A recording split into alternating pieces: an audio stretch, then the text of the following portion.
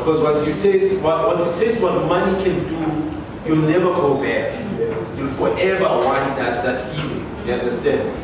And then after that, I was like, no, I need something more sustainable because TV jobs come and go, you know. And then I was like, I want to start a business, but you know what was my biggest fear when starting business, Buffett? And who has started their own business here? Okay, cool. How old is your business? 3 years. How many years? Still new. You're still new. 4 years. 1 year. I think our biggest fear is when we think of business, people like Fosity Maguire and they talk business terms, you're like, that's not for me. You understand? But at the end of the day, if business is creating a product or a service and just finding a customer, do you have to try for this? Oh no, I'll find someone. Then have to try for this, it's fine, I'll find someone. And then after you get to the first person, you're like, okay, cool, what is working here, what's not working? It's saying 79 rand here. Or let me put it in a box, let me put it in a different. That's what business is. It's not complicated, it's not the big business terms, it's not, it depends on serious about the business is just getting a product to a customer, that's it, and you want to do it in the you want to find your own formula. And I think that was my fear at Kaleni, but once I started selling, I was like, okay, cool, this thing is easy. And then the rest, once you get started, the rest is up to you. You have to learn, you know. And unfortunately enough, I think I was smart because during the I dated myself, I know me, right? I know my dark side. I know it. And immediately, because I know my blind spot, I immediately called my uncle, who's an accountant. I think I called him after I made my first million. I called him, told him, I'm creative, I know how to do marketing, I know how to design, I know publicity. I can get the country talking right now, right? I know how to design, I know how to start relationships, I know how to maintain relationships. But I don't know anything about accounting. I don't know how to keep my books. I don't know anything about that. So I want you and I to be partners. I want you to leave your job and come and work with me in my company. It was not easy. Well, it was okay for the first couple of years, and since then it was a struggle, but I'm blessed that my uncle stuck with me. So I think another lesson would be, just be honest with yourself. Most everyone, just be honest with yourself and be like, here's a team. Other people, they are opposite of me. I'm a numbers person. Get someone who's creative. Share with them. It's better to own 10% of 10 million than 100% of 100,000. Let's be honest. Let's be honest. You understand? Even right now, with my TV deal, I'm working with Basitana Kumar at Connect TV. And I'm working with Tribal Media House, they do Senkate. I've never produced anything for television, but I've done incredible songs for the past 8 years. So for me to go ask for millions from a bank to sponsor for a TV show, I need great partners. So they're able to give me so much money for a TV show because I've got incredible partners. So I'm going to be sharing a lot of money with people who are helping me get money, than for me to say, so yes, I need one, and then 20 million, I don't get money at all because I'm not credible when it comes to TV production. You understand? So I dropped out of UJ, started Skinny Some Socks this way. Who hasn't started their business and wants to start? This is for you. This is for you. Okay? Hope you catch it. I'm going to say spend money. You're actually going to learn me savings and marketing and Tinabisakana Machida, probably C7, Liberia, C7 in America. Right? I want to visit my mom. She gave me $70 to go buy McDonald's. I am Mr. Price. Not buy a house or Mr. Price. Our Tata, I think those are in Eka. Our Tata now in package and they call them orange stream. Then I started selling them for 25 rands. So the lesson there, which is a lesson I've kept on using over and over and over when I started multiple businesses under the Triplets brand, was to start wherever I am with what I have. Don't think too much. You know, you have to research. You have to do all the due diligence and stuff. But sometimes, when you hear something, you have to jump. I mean, I believe any positive word, or any positive thought, that's God speaking to you. Anything that's positive, that's God speaking to you at that moment. And trust me, if in April 2013 I didn't listen to God, I wouldn't be here. Because after then, it was a dream. I lived a dream for a period of 5 years because I listened to the Master. So I went to Mr. Price, bought those socks, and I went by Isa, and then I started doing what I told you about, which is business. Now I'm a 25 I want okay, cool, and find someone who likes them. But also, I think I started the trend, influencer. You know, I started going to celebrities at the time and just giving them a solisi, which is and because I was attending a lot of events with celebrities, I then started catching the attention of media, but it wasn't local media. The first media house that covered my story was CNN. So the first time being on TV, not as a character, because I'd been on TV for TV ads, but first time being on TV of myself, I was on a global platform. I was on CNN and started, that was a year after starting Skinny Socks exactly. So I started April 2013, April 2014. My story got blasted on CNN. So guys in China, in Lagos, in Abu Dhabi, knew that somewhere in Johannesburg there's a tall skinny guy who's selling socks. My life changed in an instant. So Mina Notemo used to go attend events like Nobuda, right? Young babies not so this one time after the school, after party SA Fashion Week, we're taboo, drinking free alcohol. Around 1 AM, I get a call from a Nigerian friend, because we used to sell cell phones for SK. He's still here in the actually. He calls me, he's like, school, you won't be big, man. And I'm like, SK, who doesn't know I'm gonna be? It's like, no, when you're gonna pick and CNN right now. My phone immediately after that. So it was Uber being a Rafiki, so you have to take a Mexican cab from Sentin or something to come to town. So we did that and said, as we are in Mr. When I plugged my phone around 4, must be getting WhatsApp getting text from 7 different guys who wanted to invest in my business. And that's another lesson I'd like to give you. But first, if our number 2, I'd say put your business on a national platform. Put it on TV, put it on radio. Because yes, it will expose you to the negative. People are so negative. The last night I went to buy McDonald's.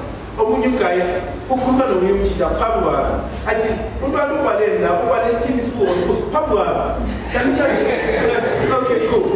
There's a lot of scrutiny that comes with being in public, but there's a lot of good. Trust me. Because in as much as you're exposing yourself to negative people who are going to criticize your brand, and stuff, but you're also exposing yourself to people who've got millions, to people who've got money, and they're looking at potential and they're like, they do that. And that's what I did with my brand, with CNN. This guy sent me a text, is like, exactly at 9 AM I'm going out to New York. I'd like to meet with you this summit at Light Uncle Tom's. Here in this corner. I want to meet with you at 7 in the morning. Get up, cold shower. The reason why I'm taking time with this is because that's when my life changed. Went in a cold shower, it's fine. I went to him, I met him here. He's like, I want to invest in your business. How much do you want? I'm like, I want $1 million. He's like, nope, I don't have that. I'll give you 750,000 instead. Right? I'm 22. I'm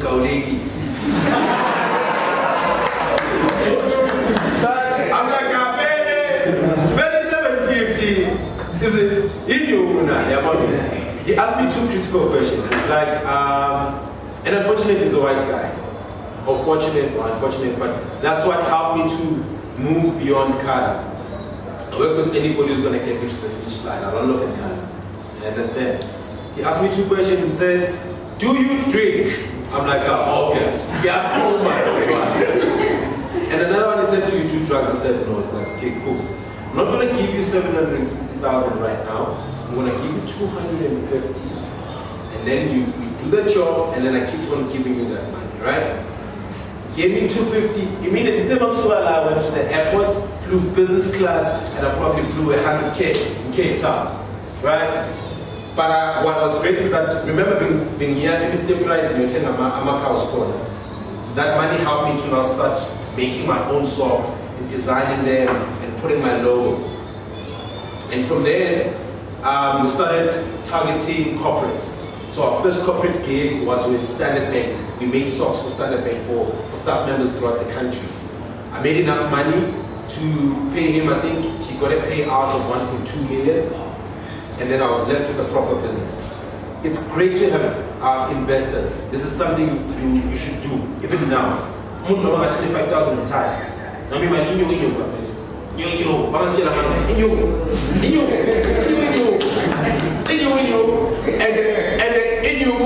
and it tests you what kind of entrepreneur you are. Yeah. Are you going to work that money, or are you going to sit down and be frustrated with it? Yo, you get me money. I mean, I do magic and you get money. And now, 75 rand. I turn it into a brand. 75 rand. I work it. I use my talents. I use my imagination. I use everything, and I turn it into a brand. When I started Skin Songs in 2018, I used to tell people, so if I get my car, but oh my God, hey, and I did it. You understand?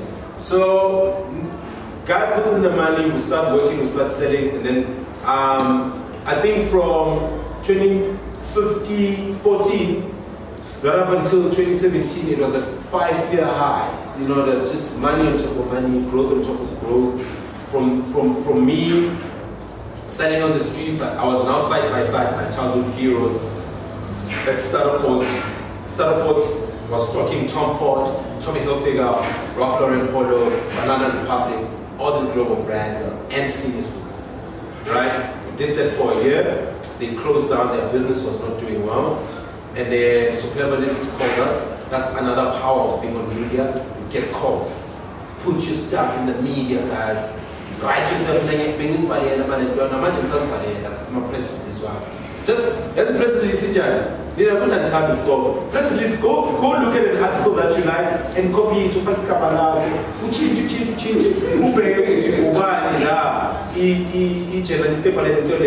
Search for that person on Google or on Instagram, on Facebook, inbox them and tell them that here's a story, because they're looking for content all the time. And you put it there. So Superbalist calls me. That's when I started playing online. I think that was 2014. That's our first online deal with Superbalist. It went very well, but I wanted now to start my own stuff, you know. And then immediately after that, we went to Markham. I think we stayed with Markham for 3 years, which was till the beginning of last year. And in between that, it's been life and drama and media and 5 million, you know, and everything else. But it's just been me, I've just been learning, just like you guys, learning how to do business. The only difference with me is just I've been learning and I've been making mistakes, you know. So there's nothing unique about my journey. There's nothing special about it. I'm just a kid, 79, street, and cooking lessons with my late grandmother, and I have just been fearless in every moment of my life. Even right now, the moves I'm making for 2022 is mine. It's mine. I'm not talking in business only. I'm saying in Mzansi, I'm the only thing that matters in 2022. If you want to drop something in 2022, you pause it until 2027. I'm being for real. Pause it. Because the next 5 years, I'm gonna have a very crazy run in the country. I'm entering the mainstream right now. I'm gonna be the official #1 in everything. I I'm finally going to show my colors as well. God has been, one last thing before Lebo comes to interview me. God has been because I'm Sabi scared and I'm fully scared. So God said, I'm going to take you to a practical school using your business. Right? So for the past 8 years of being in schools, I really have been learning how to do business. I'm only right now starting to be a businessman. I've been an entrepreneur because there's differences, right? An entrepreneur is someone who's got incredible ideas and establishes those. But a businessman is someone who runs the organization very well and makes sure that it's well oiled and it grows. So mind you, I am learning how to be a businessman. You understand? But also I'm fusing that with my God-given talents. So you guys are going to get to experience the entertainer in me. You're going to get to experience other sides of me. You're going to get to be shocked. I'm taking you to my real life and thinking and processes. I love being number one. I want to do what DJ Spoon did in his day. I want to do what Zola did. I want to do what Casper did. I want to do it. I want to do what Brenda Fassie did. Bonham, Oprah, Will Smith, Muhammad Ali, Nelson Mandela. I am going for that. I am going for that. I don't want to be number two. I hate it. I hate being number 3 or number 2. I hate it. It doesn't matter. More number 2, it means that you're the first one to lose. You know, I want to be number 1 all the time. I'm obsessed about the number 1 position. But also what I've noticed and what I know and what my journey has taught me is that being number 1 requires you to conduct yourself like number 1 all the time. I grind, I can work you under the table. I grind.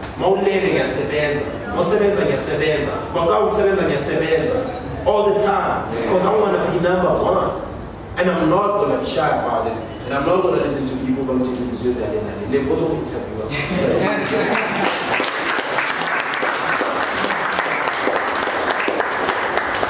Because I want to finish. And it would be nice if Lebo served as a coffee and the cities of his underside, right? Yeah, I'm going to send it right now. You want to sit there? Okay, sit here. You can sit here.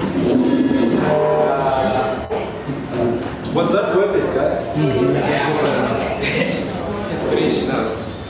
Thanks.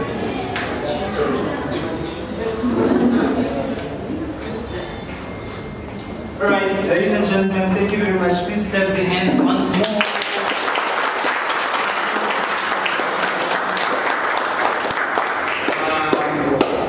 If there's any person I've clicked with, first time hearing his story, first time in born in school, remember this is a join us for tea by Rani Balaba. I hope you guys know at Timbis. He was a speaker there. And since that day, but then they knew who he was. I mean, like, who doesn't know Skinny Spoon, you know? So, since I heard your story, my brother, I think it has been also inspirational and been inspiration to me and to a lot of young entrepreneurs and young people in the country. Like, people that are looking up to you, people who have been inquiring about coming to the event without them knowing me, but they know you. They find your story to be so inspirational. So, big up to my brother for being with I just wanna, and of course I'm gonna open the questions to you guys so that you guys can ask. Feel free to ask anything, but these ones are mine. You know, I mean, from what? Yeah, I wanna know. So it's 2021, 2020 actually. We got here by the pandemic. So I just wanna know what I think throughout the journey of you in being in business.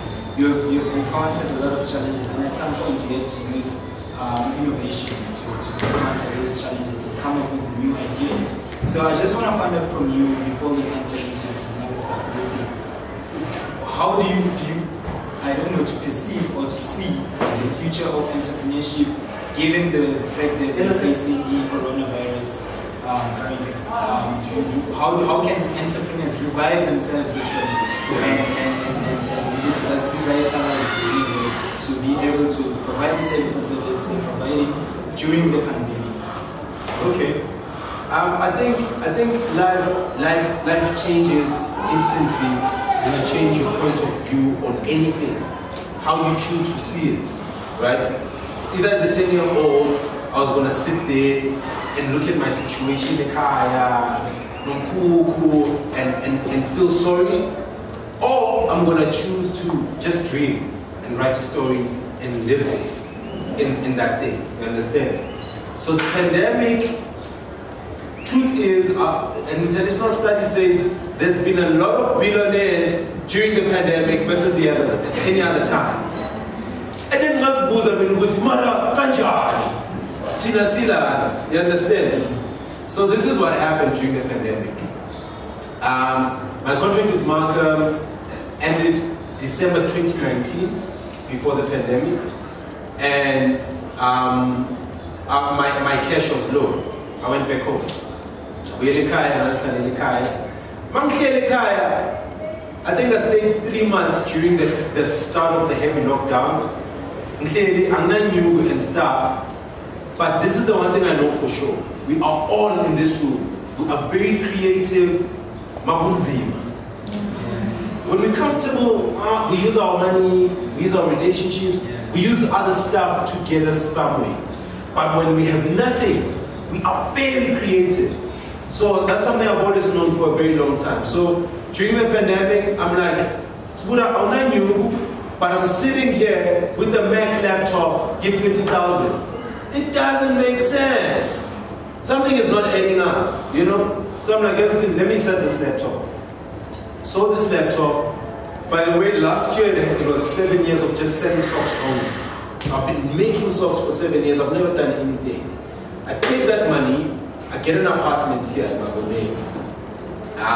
Since this laptop, I'm not much, right? I took that money from that new laptop, got an apartment, and I bought stock. I went to Woolworths, I bought a sweater, I printed my logo. Whoa, the reaction on social media, people they're like, yo, we like them.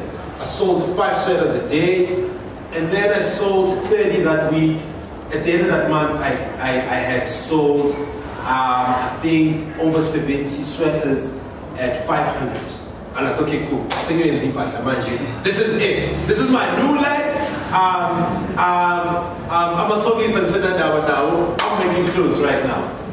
After 2 months of making that, I got a call from a mining company in Mpumalanga. They're like, do you make wet clothes? I'm like, definitely. Of course. You know, of course, it's me. It's me. You called the right guy. We do a quotation and I was able to, they paid me, I think it was 1.5 million. My clothing business made 1.5 million within 2 months of being around. So I'm gonna tie it back to your question, which is, what is the pandemic for? The pandemic is a supernatural way of God saying, take a pause, think things differently. Life might end at any time. Take risks. Stop doing things the way you've been doing it. I've been doing things the same way for 7 years. 7 years. Same way. Then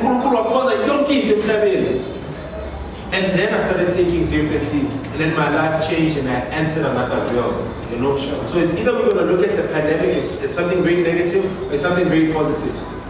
On Tuesday this week, I attended 2 online auditions. I sent 2 tapes, and I did 3 online meetings. If it did not say pandemic, I wouldn't have been able to do that, because I was going to have to drive to Randburg, drive to Roseburg, and then drive to Santin, and then not to Pegila and St. Pedid, and then I can't do the other 2 things. But imagine, because of the pandemic, I'm able to sit at my place the whole day and be very effective. I'm closing a very expensive deal, man, just sitting at home for the past 12 months. I haven't moved. I only met one person, which was 2019, when we were meeting several Ramaphosa at Houghton and stuff. That's the only person I met. But right now, I was speaking to the head of we've never met anybody. So it's either we're going to look at the pandemic and listen to what pop culture is saying about the pandemic, or we're going to go against the grain and make things happen. Yeah, sure.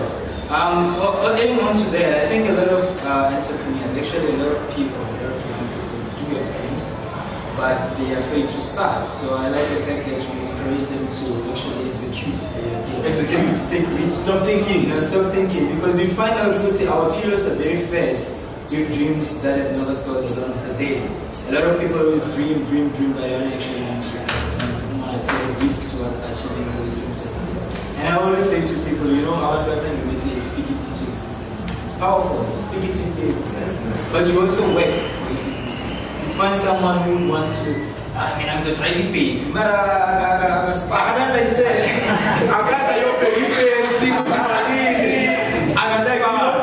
Right now, this morning, I'm not but I'm looking for property in Melrose, just vacant land. It's 4 million. They call me. I'm like, hey, listen, I'm in the middle of a meeting. I'll see you end of January. Right? I mean, I'm living in the future. I don't care about the now. Imagine. Don't tell me about my future is secured, and I am working towards things that I want. You understand? That's it. What's the one thing that you regret doing? What do I regret doing? Sure. How?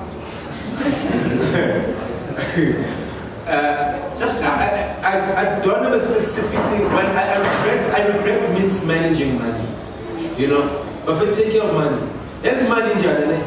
When it rains, it pours. So my love was cut a seed, but my God. I'm leaving. And the king of the way down my corner is still put up in a very big money, so he ends up forever.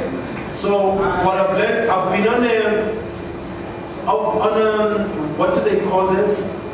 I've been on a metamorphosis for the past 3 years, right? So God took me inside. I went inside. I'm inside this shell right now as a reptile. I'm going to come out as a butterfly. So God has been teaching me how to manage money. The same way you spend $100 a week is the same way you're going to spend 1,000, 100,000, a million, 100 million. That's it. It's a principle thing. That's the biggest thing I regret, like mismanaging money. But generally, I've had the best 20s ever. I just turned 30 or September. But already when I look at my 20s, at age 24, I was on Forbes Stadium at 30. I was making a couple of millions. Like you look at most 24-year-olds, but they're scared, right? But from savings when they starting, I was living large, like crazy. I learned how to drive in my first car. Now I was not driving. I went to a garage, gave me a car, learned how to drive in that car.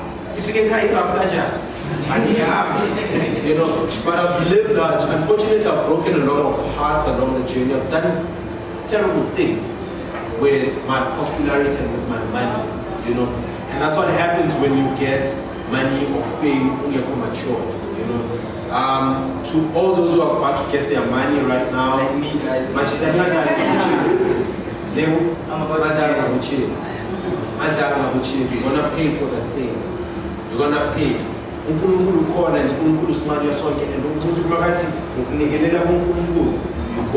pay for that, But generally, we're free to, in terms of life in general, enjoying life. Enjoying life. If you come 90, not 26, be famous, it's the best thing ever. I don't know 26 any other way besides the way I had it. So I don't have specific regrets of things I did besides like heartbreaks along the way. Others involve money, it's literally my ego got in the way and money got in the way, but generally it's just mismanagement of money, the breaking of the hearts. But anything and any mistake I've been doing, but